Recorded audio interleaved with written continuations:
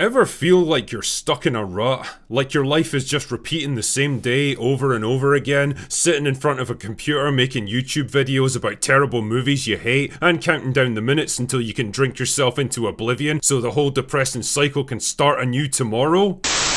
Wait, what was I saying? Anyway, the concept of being stuck in an endless cycle, repeating the same day over and over again, is a plot device that's been used in countless movies, TV shows, and video games over the years, some more successful than others. But there's one movie that really popularized the concept, and to this day remains not only a perfect example of how to use it, but also one of the most beloved and significant comedies ever made. I'm talking, of course, about Groundhog Day, the 1993 comedy starring Bill Murray as a cynical weather reporter who gets trapped in a small town in Pennsylvania during a snowstorm, only to wake up the next morning and find he's repeating the same day as before. Part romance, part fantasy comedy, part philosophical musing on the nature of life, mortality, and the consequences of our actions, it's gone on to become one of the greatest comedies of all time, and one of the best films of Murray's entire career. Unfortunately, it's also famous for its nightmarishly long and difficult production, its bitter conflicts between cast and director that ended a 20-year friendship, and constant battles over the story, tone, and meaning of the entire film. In short, Groundhog Day really was production hell for everyone involved, so let us learn about it together, shall we? The genesis for Groundhog Day began back in 1990 with a young screenwriter named Danny Rubin who had just moved out to LA to pursue his career. One day he was reading Anne Rice's book The Vampire Lestat, and he was struck by the idea of how boring immortality would eventually become when you've seen everywhere and experienced everything that the world has to offer. He was intrigued by the idea and began to develop it into a script, marrying it with an earlier concept of a guy who wakes up every morning trapped in the same day to produce what would eventually become Groundhog Day. The script did the rounds of various agents and studios in Hollywood before eventually winding up on the desk of Harold Ramis, who it turned out was in a bit of a creative rut himself and wanted to try something different, and Groundhog Day seemed like the perfect project for him. With Ramis and Columbia Pictures signed on, the project was officially underway. The only problem is that Rubin's original draft was less of a comedy and more a sentimental, romantic drama with philosophical aspirations. But Ramis saw the potential in it and went to work rewriting it, something that Rubin bitterly resented but couldn't do anything about because he'd given up creative control. Damn man, I wonder how many optimistic young scriptwriters have watched their dreams get crushed the moment they signed on that dotted line. Anyway, one thing the two men did agree on was the cause of the time loop didn't need to be explained to the audience. Columbia executives demanded the exact opposite though, because they were convinced that viewers wouldn't understand the film otherwise, so Ramis made up some bullshit about voodoo curses and mad scientists to appease the studio and intentionally scheduled all of those scenes to be filmed late in production so they'd never have time to actually get them done. Anyway, with the script coming together, the search was on for the lead actor to play Phil, the movie's protagonist. Chevy Chase, Tom Hanks, and Michael Keaton were all considered, but all of them turned the film down, so Ramis instead turned to his longtime friend and collaborator Bill Murray, a decision that would be the making of the movie and the breaking of their friendship. Murray was intrigued by the concept and signed on, but pretty soon began to clash with Ramis about the tone and meaning of the film, and even took it upon himself to partner up with Rubin for a major rewrite. According to Rubin, it wasn't exactly a slick and efficient process either. Murray would show up hours late most days, get easily bored and distracted, and take them both off on random side quests whenever he felt like it. With just weeks to go before cameras were due to start rolling, Murray and Rubin finally turned in their revised script, which was closer in tone to Rubin's original concept.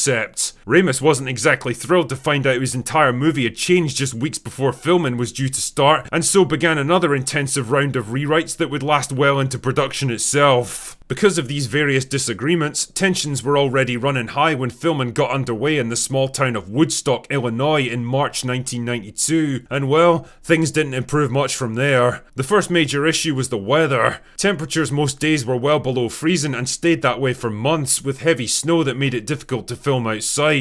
But as the shoot dragged on and winter gave way to spring and summer, they found themselves with the opposite problem and had to film in hot summer weather, still wearing heavy winter clothes, surrounded by fake fake snow that had to be trucked in. Local businesses were also getting pissed off by the constant filming disruptions and started protesting to have the movie shut down completely. These were just minor problems at the end of the day though. As everyone soon discovered, the far bigger issue was Murray himself. He was going through a messy divorce at the time and was fucking miserable, and apparently vowed to make everyone else around him feel the same way. Most days he'd show up hours late to set, clashed constantly with cast and crew, and often straight up ignored Ramos's direction and just played scenes however he fucking wanted.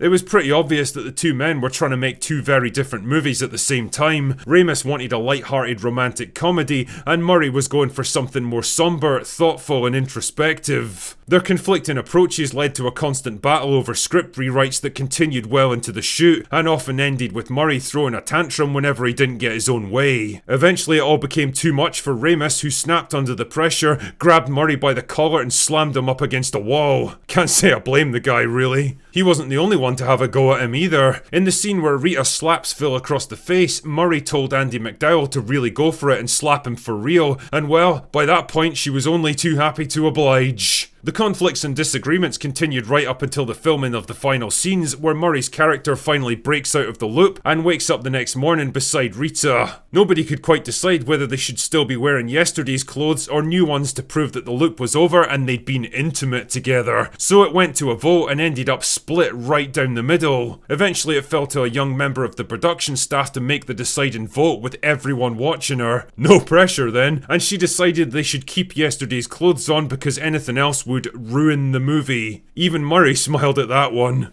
Groundhog Day turned out to be a modest success when it was first released, bringing in about $70 million during its run and getting mixed to positive reviews from critics. Not exactly a stellar reception, but as the years passed, people began to reassess the film's deeper themes and ideas of change, redemption and the impact of one life on others, and its reputation slowly grew amongst critics who began to see it as more than just a screwball romantic comedy with a quirky premise. These days it's considered one of the greatest comedies ever made, an absolutely timeless classic, and regularly gets listed in polls of the top 100 movies of all time. Unfortunately for Murray and Ramis, none of these accolades meant much. The damage done to their friendship turned out to be permanent. Murray refused to go to the film's premiere and didn't even speak with Ramis again for more than 20 years, only reconciling with him shortly before his death in 2014. And you know what? That right there is entirely on him. And yeah, I know I'm going off on a bit of a tangent here, but fuck it, this is something I've been wanting to get off my chest for years now, and it's the perfect time. People seem to conveniently write off all kinds of shitty behaviour on Murray's part with the vague excuse of, well, it's Bill Murray and that's just how he is. Sure, I guess, but how he is kind of a petty, spiteful, self-absorbed dickhead who's managed to piss off almost every person that's ever worked with him and was willing to throw out a 20-year friendship because he was too immature to apologise, but also happened to be just talented enough to get away with all of it. I mean, I definitely can't fault the guy's achievements as an actor, that's for sure, and when the stars align once every decade or so and the guy brings his A-game to a project he actually gives a shit about, instead of just taking a quick and easy paycheck, he's able to make real magic happen on screen. But holy shit, people need to stop glazing Bill Murray and overlooking all his faults and missteps like he's this infallible messiah of comedy. He's not. He's just a man like any other, with all the flaws and shortcomings that go with it. Anyway, rant over. It's hard for me to say whether all these clashing personalities and opposing ideas ultimately helped or hindered Groundhog Day, but one thing I can't deny is that something pretty special emerged from the chaotic hell of its production. It's the kind of movie that only comes along once in a very long time, a comedy with both a heart and a brain, and it's practically impossible to come by today. So whatever it took to get this thing made,